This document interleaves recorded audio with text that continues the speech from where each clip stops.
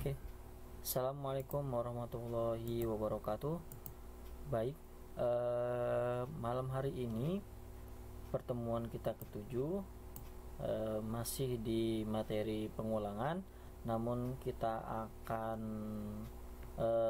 perdalam lagi terkait dengan materi pengulangan untuk diimplementasikan dalam sebuah program ya.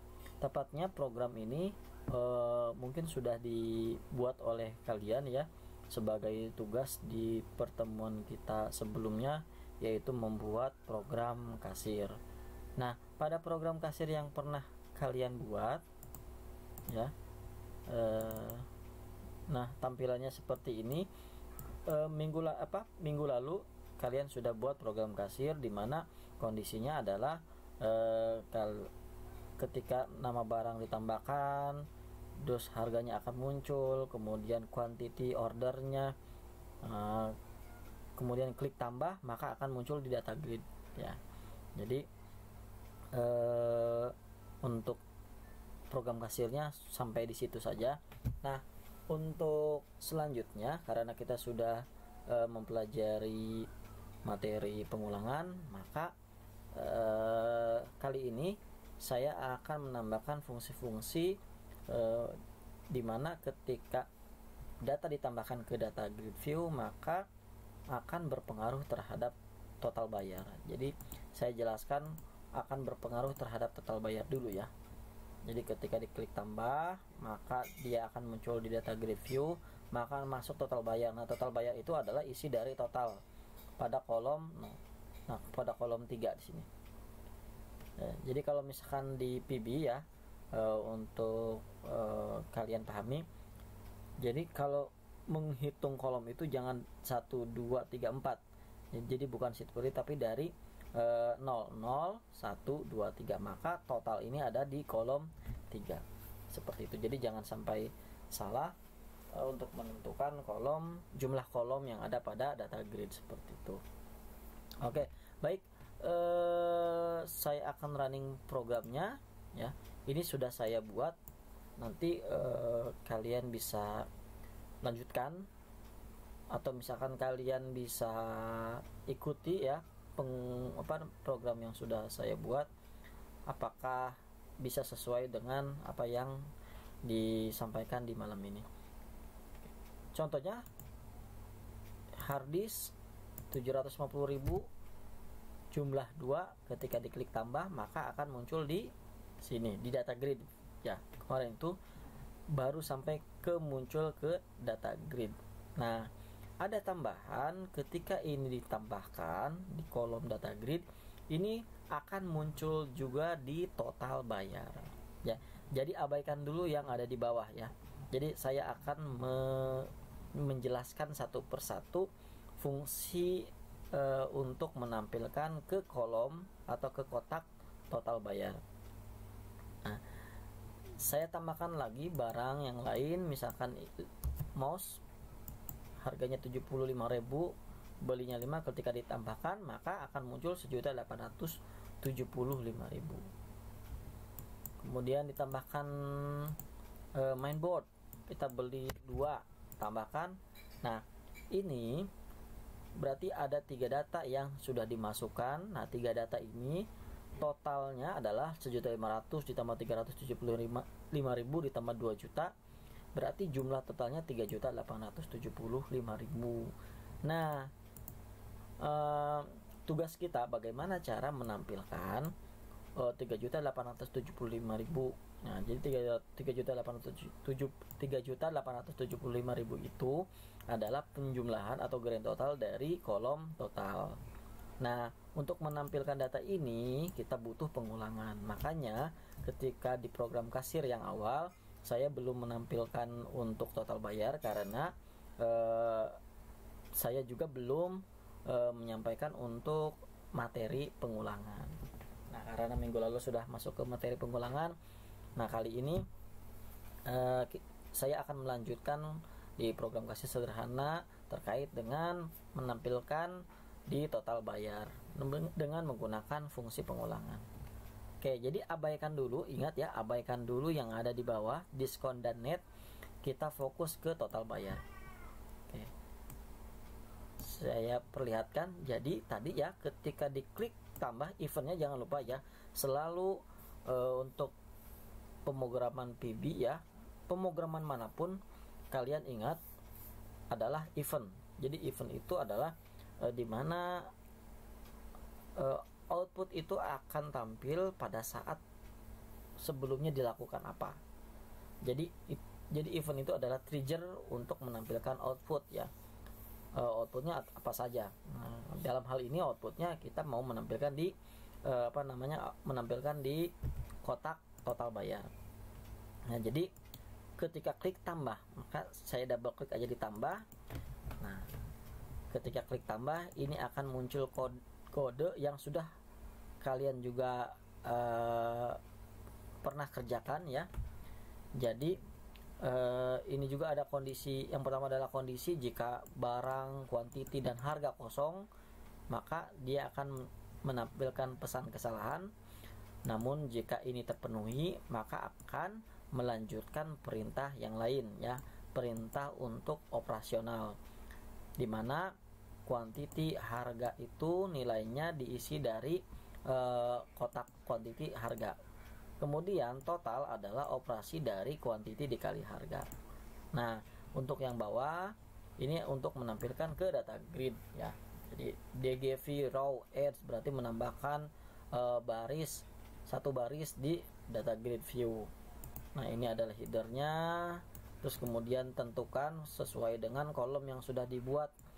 Sebelumnya ada nama barang, kuantiti, harga, total. Ya, jadi nama barang ada di kolom 0, kuantiti ada di kolom 1, harga di kolom 2, total di kolom 3. Jadi jangan diambil dari mulainya dari 1, tetapi dari 0. Nah, kemudian kolom 0 diisi oleh CB barang titik teks, yaitu isi teks dari combo box barang ya. Combo box barang itu adalah ini. Nah, saya tidak perlu menjelaskan secara detail lagi ya, karena ini sudah sudah pernah tersampaikan. Nah, yang penting saat ini adalah jadi untuk fungsi untuk menampilkan data ke ke kotak total bayar ada di bawahnya. Nah, di sini ya. Jadi setelah ini setelah ini berjalan, baru menjalankan perintah untuk menampilkan ke kotak total bayar. Dalam hal ini saya sudah memberikan nama untuk total bayar itu TX total. Jadi untuk menampung nilai total bayarnya saya harus mendeklarasikan dulu yaitu getTot ya. Jadi grand total as double. Jadi kita buat variabel, kita deklarasikan variabel dengan tipe data double yaitu getTot. Jadi getTot itu terserah ya, kalian mau menggunakan variabel apa. GetTot sama dengan 0. Jadi pertama adalah variabel getTot itu diisi dengan nilai 0. Nah, kemudian kita baru menjalankan perintah pengulangan. Nah, perintah pengulangan itu saya menggunakan perintah for next ya. Seperti yang pernah saya sampaikan, pengulangan bebas, kalian menggunakan apa saja, mau menggunakan do while, menggunakan do until ya, terserah ya. Tetapi untuk dengan kasus ini saya menggunakan for next. Jadi for i sama dengan 0. Jadi for i sama dengan 0 to. Nah, perlu diingat DGV itu adalah data grid, row count itu adalah jumlah row dikurangi 1. Jadi DGV row count ini akan menghitung jumlah baris pada data grid view. Nah, jumlah barisnya dari mana? Pada saat dia menambahkan, di sini kan ada add terus ya, menambahkan satu baris terus.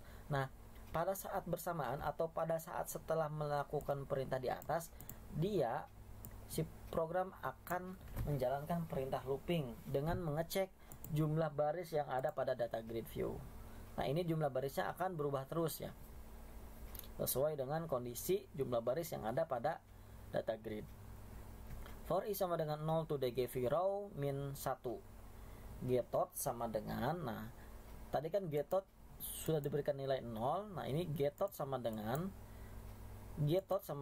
getOut plus dgv row i cell 3 titik value. Jadi tadi 0 berarti 0 ditambah, saya catat sini biar supaya lebih mudah.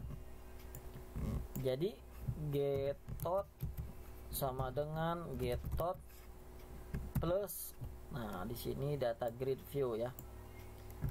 Data grid view-nya itu adalah nilai dari ini, nilai dari kolom total 0, 1, 2, 3 ya tadi ya 0. Nah ini kolom 3. Nah, jadi fungsi pengulangan itu buat apa? Jadi fungsi pengulangan itu untuk melihat sedang berada di baris berapa perhitungannya, pengulangannya. Kan ini dgv rows i. Nah, perlu diingat i itu adalah iterasinya. Jadi pengulangannya itu menggunakan tadi ya for i. For i sama dengan 0. Maka iterasinya menggunakan i. Dia akan menghitung baris ke 1 di kolom ketiga, terus kemudian diulang lagi baris kedua kolom ketiga. Maka ketika dia akan mengulang, maka getOut sama dengan 0 karena jumlah pertama adalah 0, nilai pertama dimasukin adalah 0. Nah tetapi 0 ini tidak masuk di dalam pengulangan, jadi di define dulu, tentukan dulu nilai getOut itu sama dengan 0 plus. Nah nanti akan membaca di baris ke 1 kolom ketiga itu nilainya berapa. Nah, dia akan muncul di sini. Misalkan contohnya 20.000. Nah, maka getOut-nya adalah 20.000. Nah, kemudian di pengulangan kedua, nah ini misalkan di pengulangan ke 1 ya. Ini pengulangan ke 1. Nah, kemudian di pengulangan kedua sama juga getOut sama dengan ya, getOut sama dengan nah getOut sebelumnya nilainya berapa? 20.000 ditambah, nah baru dia mengulang baris yang kedua, berarti getOut ditambah baris kedua kolom ketiga ya, masih kolom ketiga misalkan 50.000, maka nilainya menjadi berapa? 70.000. Nah ini akan berlanjut terus sampai di baris yang terakhir. Baris yang terakhir itu dibatasinya dari apa? Dari ini, dari row count min 1. Kenapa harus min 1? Karena supaya tidak menghitung jumlah baris yang terakhir. Jadi kan di sini ketika kita mendefinisikan data grid, dia akan membentuk satu baris kosong di sini. Nah, jadi baris yang terakhir itu supaya tidak terhitung di pengulangan, maka butuh dikurangi 1. Nah, untuk lebih memahami pengulangannya, saya akan berikan message box ya, contoh aja saya masukkan contoh ya. Ini untuk membuktikan jumlah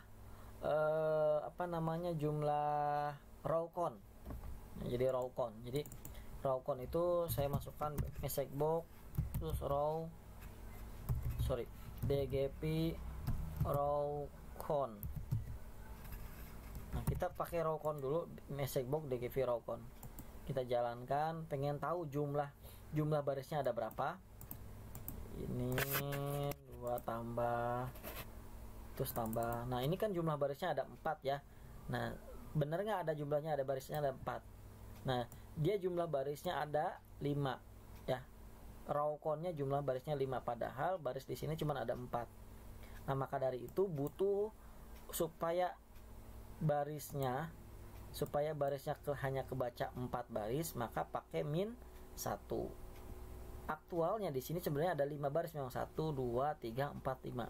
Tetapi untuk yang baris terakhir itu tidak dihitung, makanya butuh minus 1. Nah, ini untuk menjelaskan saja sebenarnya, untuk membuktikan bahwa dgVROCON itu menghitung jumlah baris yang ada di sini. Saya hapus lagi di sini. Oke, lanjut. Nah, kembali lagi ke yang tadi pengulangan. Jadi for i getOut as double. For i sama dengan 0 to dgVROCON min 1, getOut sama dengan getOut plus. Nah, ini. Nah, terus saya juga memberikan fungsi ini. Jadi fungsi ini itu untuk kan outputnya ada di get di sini ya. Nah, outputnya ada di tx total. Jadi tx total titik tag seharusnya kalau bisa ditulis getOut saja, getOut. Tetapi nanti formatnya ya tidak ada koma atau yang lain-lain, maka dibutuhkan untuk format seperti ini, format getOut, koma. Nah, ini adalah standar dari Microsoft ya sebenarnya. Di Excel pun ada seperti ini. Ini untuk membaca supaya pecahannya nilainya itu ada ribuan, satuan atau ratusan dengan menggunakan ini. Nah, sampai di sini udah cukup sebenarnya untuk menampilkan data ke dalam total. Kita buktikan. Ini hadis 3 seperti ini, keyboard 5, lalu tambahkan terus. Nah, dia akan menghitung secara keseluruhan dari grand total. Nah, kemudian ini bagaimana kok diskonnya bisa muncul? Nah, sekarang kita masuk ke fungsi untuk menampilkan diskon. Jadi diskon ini sendiri sebenarnya adalah eventnya pada saat apa? Apakah pada saat tambah atau bukan gitu pertanyaannya. Karena tadi ketika di ketika di fungsi tambah pun sebenarnya tidak ada perintah untuk menampilkan ke kotak diskon. Nah, adanya ada di mana? Nah, jadi diskon itu muncul eventnya pada saat kotak tx total itu berubah. Jadi kalau misalkan saya double klik di sini, nah total tx total text change. Jadi pada saat tx total itu berubah, dia akan menjalankan perintah yang lain. Nah, jadi pada saat tx total berubah akan menampilkan atau akan menjalankan perintah kondisi. Nah, ini adalah kondisi untuk perhitungan diskon. Total sama dengan tx total titik text. Jadi nilai total itu ngambil dari tx total titik text. Tx total titik text itu adalah ini ya. Nah, dibikin kondisi. Saya buat kondisi jika total lebih kecil sama dengan 2 juta, diskonnya 0%. Kemudian diskonnya tentukan juga diskon ya. Deklarasikan diskon, sudah dideklarasikan di atas diskon. Nah, kemudian diskon sama dengan 0. Terus ini dengan menggunakan kondisi yang nested ya. Bersarang, maksudnya bersarang. Jadi kondisi bersarang. Jadi banyak menggunakan else if. Jika lebih kecil sama dengan 5 juta, maka diskon 5%. Nah, diskon sama dengan 0,05 dikali total. Nah, ini nanti saya akan akan untuk codingnya akan saya tampilkan di Classroom sebagai panduan kalian ngodingnya. Tetapi untuk videonya akan ditampilkan di YouTube ya, seperti itu. Jadi ini adalah untuk menghitung kondisinya. Nah, setelah kondisi ini berjalan, maka net. Nah, net ini ditentukan juga variabel net. Net sama dengan total dikurangi diskon, di mana diskon diambil dari setiap kondisi yang ada. Nah, maka tx diskon titik text sama dengan format diskon. Jadi tampilkan di tx diskon nilainya dari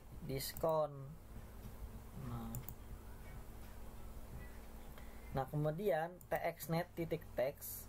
Nah, txnet.text sama dengan format net. Nah, net itu yang mana? Net itu yang ini. Jadi net itu adalah operasi dari total dikurangi diskon. Total dikurangi diskon seperti ini. Maka kita akan mendapatkan nilai dari txt diskon, nilai dari txt net. Nah, jadi bisa terlihat ya. Jadi kalau misalkan pembelanjaan hanya di bawah 2 juta, dia nilainya 0. Tetapi kalau misalkan kita beli lagi harddisk 3 jadi 5. Nah, harddisknya 5, maka jumlahnya 3.750.000. Nah, tetapi diskonnya 5%. Nah, tadi kondisinya adalah kalau misalkan di atas 5 juta sampai 10 juta, nah, maka dia akan mendapatkan diskon 10%, ya. Dia akan mendapatkan nilai 10% jika di bawah 10 juta, di antara 5 juta dengan 10 juta. Saya masukkan di sini contohnya mainboard jumlahnya 4, ketika ditambah 7.750.000, maka diskonnya 10%. Jika beli monitor jumlahnya misalkan 100, maka ini nilainya di atas 20 juta nih, maka akan mendapatkan nilai 20%. Jadi dia mentoknya adalah 20%. Jadi mau belanja pokoknya belanja di atas 25 juta, ya, belanja di atas 25 juta, maka dia akan mendapatkan mendapatkan diskon 20% seperti itu. Nah, tadi diskonnya sudah dapat, netnya juga sudah dapat, netnya 126.200.000 misalkan. Nah, nanti kalian juga beri perintah untuk bayarnya. Jadi ketika klik bayar, misalkan saya bayar 126.200.000. Nah, maka kembaliannya berapa? Harusnya kembaliannya 0. Jadi otomatis. Itu coba kalian dieksplor lagi untuk program ini. Jadi ada fungsi bayar dan kembalian, ya, seperti itu. Atau misalkan dieksplor lagi. Yang penting dalam aplikasi program kasir ini sudah mewakilkan materi-materi yang sudah disampaikan oleh saya, yaitu pertama adalah variabel, deklarasi, tipe data, terus kemudian adalah percabangan atau kondisional, baik itu yang if then else sampai ke percabangan bersarang, if then else if, terus kemudian else, baru kemudian and if, lalu kemudian ditambahkan juga pengulangan, ya. Terus di sini juga ada penambahan untuk kondisi lagi. Nah, jadi sudah ada di pembuatan program kasir ini sudah juga menambahkan untuk event. Jadi event, nambah lagi event pada saat txt change. Jadi pada saat kotak ini berubah nilainya, dia akan berpengaruh atau memberikan trigger kepada objek yang lain, ya. Seperti tadi, total bayar berubah, dia akan memberikan trigger ke kotak diskon dengan kotak net, seperti itu. Terus ditambah juga ini, ketika klik ulang dia akan mereset semuanya. Nah, nanti untuk perintahnya saya akan copy ke notepad, ya. Sebentar, saya copy dulu ke notepad. Ctrl A, Ctrl C, terus saya copy ke notepad. Nanti kalian bisa ikuti perintah-perintah yang ada pada notepad yang nantinya saya akan upload beserta link YouTube-nya. Oke, itu saja video dari saya, ya. Ini tidak menjadi sebuah tugas sebenarnya. Tugasnya adalah yang minggu lalu untuk looping, ya. Karena saya juga tidak akan memberikan beban setiap minggu itu memberikan tugas. Jadi ini hanya sebatas kalian latihan ya sesuai dengan yang dipraktekkan saya sekarang. Lebih baik lagi, lebih bagus lagi, kalian explore, kemudian hasilnya di upload di WhatsApp atau di Classroom ya. Jadi kalian bisa saling bertukar pikiran ya. Masing-masing dari kalian juga bisa mengeksplor terkait dengan materi-materi PBNet yang sudah tersampaikan. Untuk informasi tambahan ya, jadi sebentar lagi kita akan menghadapi UTS. Seperti biasa, UTS-nya akan praktikum. Saya akan memberikan contoh kasusnya.